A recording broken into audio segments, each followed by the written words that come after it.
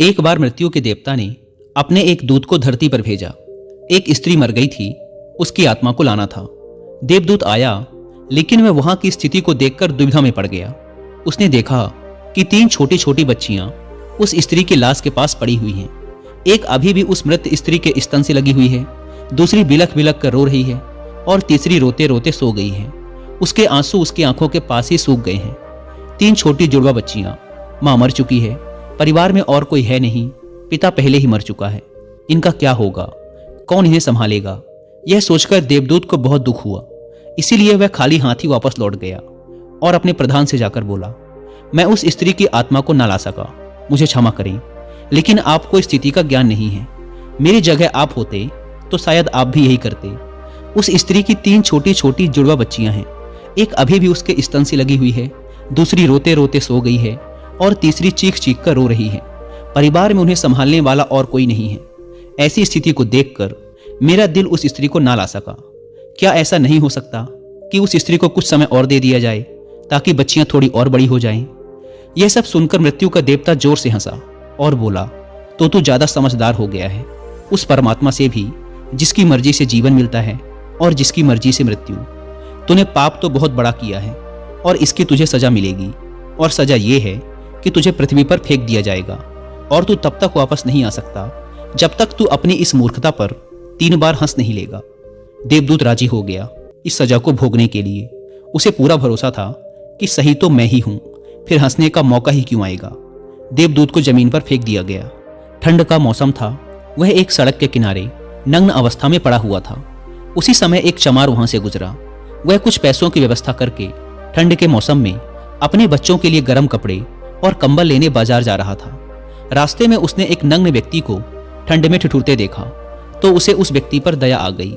उसने अपने बच्चों के लिए गर्म कपड़े और कंबल लेने के बजाय उस नग्न देवदूत के लिए कपड़े और कंबल खरीद लिए। उस नग्न व्यक्ति ने कहा, मेरा कोई घर परिवार नहीं है और ना ही रहने की व्यवस्था है। इस भयानक ठंड में मैं क्या करूंगा? चमार ने कहा, तू चिंता मत कर, तू मेरे साथ मेरे घर में रहना, लेकिन ध्यान रखना, मैं अपने बच्चों और पत्नी के कपड़ों के लिए जो पैसे लाया था उससे मैंने तेरे लिए कंबल और कपड़े खरीद लिए हैं और अब तुझे घर भी ले जा रहा हूं। इसीलिए मेरी पत्नी गुस्सा जरूर होगी और शायद भला बुरा भी कहेगी, लेकिन तू परेशान मत होना, कुछ दिनों में सब कुछ ठीक हो जाएगा। उस देवदूत को लेकर चमार घर पहुंचा।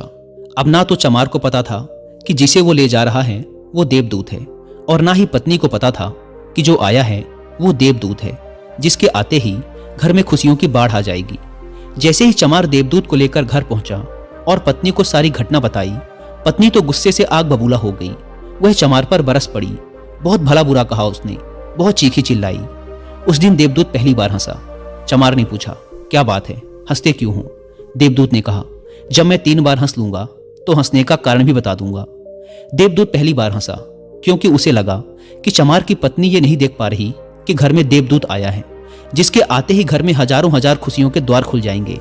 लेकिन उसकी भी गलती ना थी। व्यक्ति देख ही कितनी दूर तक सकता है।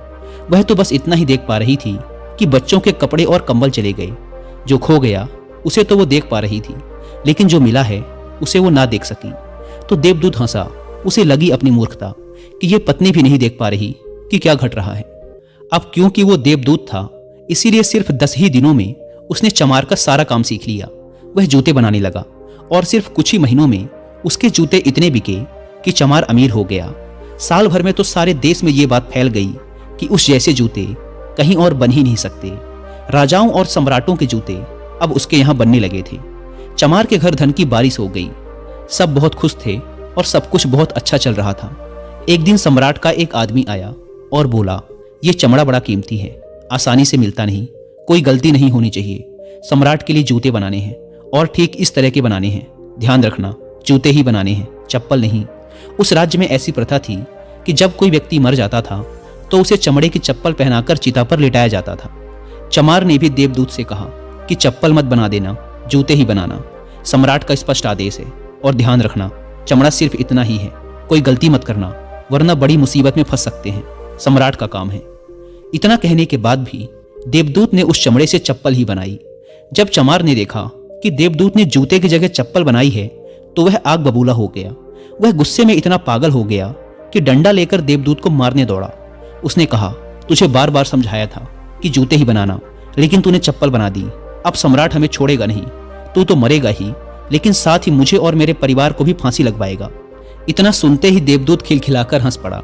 उसी समय पीछे से दौड़ता हाँफता सम्राट का आदमी आया और बोला, जूते मत बनाना, चप्पल ही बनाना, क्योंकि सम्राट की मौत हो गई है। इतना सुनते ही चमार के हाथ से डंडा छूटकर नीचे गिर पड़ा।